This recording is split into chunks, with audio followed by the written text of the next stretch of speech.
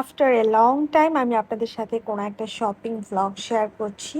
আজকে কনসিস্টেন্সি আমার জীবনে নেই বলে এখনো পর্যন্ত না জীবনে কিছুই করতে পারলাম না। যাই হোক, হ্যালো এভরিওয়ান। তো আজকে আপনাদেরকে দেখাচ্ছি যে আমি স্কিন কেয়ার রিলেটেড কিছু প্রোডাক্ট কিনেছি।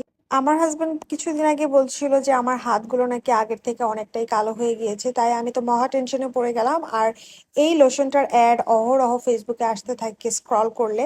তাছাড়া কোরিয়ান সব বিডি থেকে আমি অনেক স্কিন কেয়ার কিনেছি এ পর্যন্ত, তো এই জন্য ওদের কাছে অর্ডার করে দিলাম। আর আমার ফেস ওয়াশটাও শেষ হয়ে গিয়েছিল, তো সেটাও অর্ডার করেছি।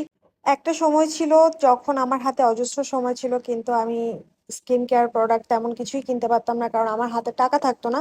এখন আমার হাতে আলহামদুলিল্লাহ মাশাআল্লাহ টাকা আছে, কিন্তু আমার স্কিন কেয়ার করার সে প্রপার টাইমটা আমি পাই না।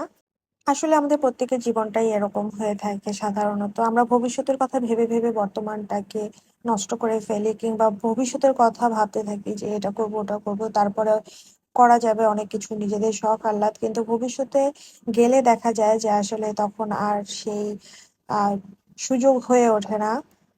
তবে সবাই যেটা ইচ্ছে করে করে তা না, অনেকে বাধ্য হয়েও করে।